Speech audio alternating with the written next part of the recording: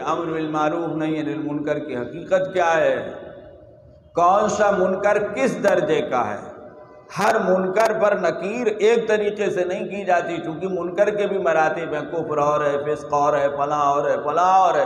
ان چیزوں کا جاننا اور سمجھنا کام کرنے والوں کے لیے ضروری ہے۔ اللہ تبارک تعالیٰ محض اس نے اپنے فضل سے پڑھنے پڑھانے کی توفیق دے کر ان کاموں میں لگا دیا، یہ اللہ کی بڑی نعمت ہے۔ اللہ ہم کو قدر کرنے کی توفیق عطا فرمائے۔ ہمارے بڑے جنہوں نے اپنی زندگیاں کھپا دی، عجیب عجیب باتیں فرماتے تھے۔ سنا ہے حضرت شیخ الادب حضرت مولانا اعجاز علی صاحب رحمۃ اللہ علیہ فرمایا کرتے تھے کہ جس آدمی کو پڑھنے کے بعد قاعدہ بغدادی پڑھانے کا موقع مل گیا تو اس کو سمجھنا چاہیے کہ اس کا پڑھنا قبول ہو گیا۔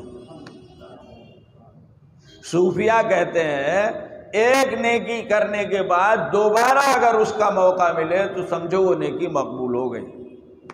اللہ چاہتے ہیں کہ اس میں جو کمی ہوئی تھی اس کی تلافی ہو جائے، دوبارہ سے بارہ موقع دیتے۔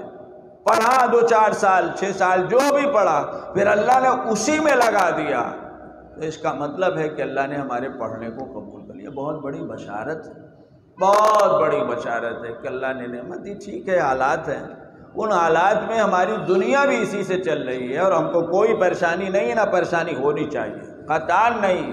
لاکھ کوئی کچھ کہتا رہے، یہ میں اس لیے کہہ رہا ہوں کہ آج کل اس طرح کی باتیں کہہ رہے ہیں لوگ، فتوے دے رہے ہیں، پکڑ پکڑ کے کہہ رہے ہیں علماء سے، تم تنخواہ لے کے پڑھاتے ہو، تم ایسا کرتے ہو، تم حرام کر رہے ہو، فلاں کر رہے ہو۔ ارے تمہاری حیثیت کیا ہے؟ لڑنے کی ضرورت نہیں ہے ایسے لوگوں سے، خود واردن الجاہل، لیکن بات بری ہے، اس کا کوئی اثر نہیں لینا چاہیے۔ ہمارے اکابر کا اور کام کا پورا نظام ہمارے اداروں کا، دارالعلوم دیوبند، دارالعلوم جتنے ادارے سب یہی تو چل رہا ہے نا بھائی۔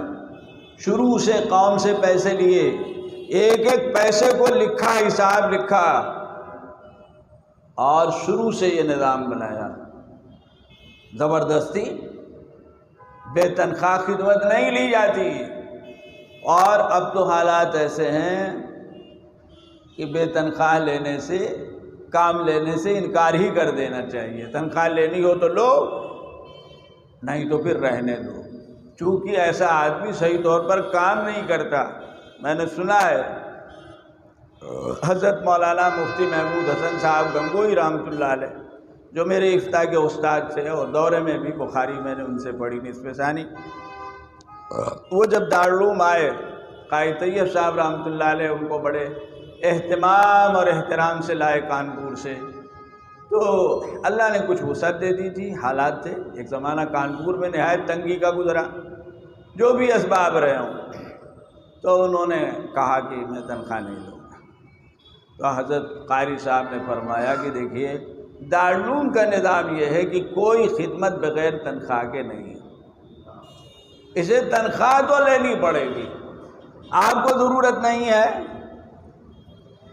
آپ جمع کر دیجیے، لیکن تنخواہ لینی پڑے گی۔ چنانچہ حضرت مفتی صاحب رحمۃ اللہ علیہ ہر مہینے کی پہلی تاریخ کو جاتے، دستخط کرتے، تنخواہ لیتے، اور ادھر وہ پہنچے نہیں، ادھر وہ بھی آ گیا رسید کاٹنے والا بغل میں بیٹھ جاتا، اور رسید کٹتی، کبھی بڑھا بھی دیتے، سب کو چائے پلاتے، پھر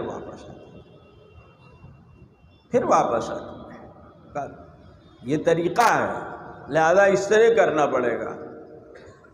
حضرت عمر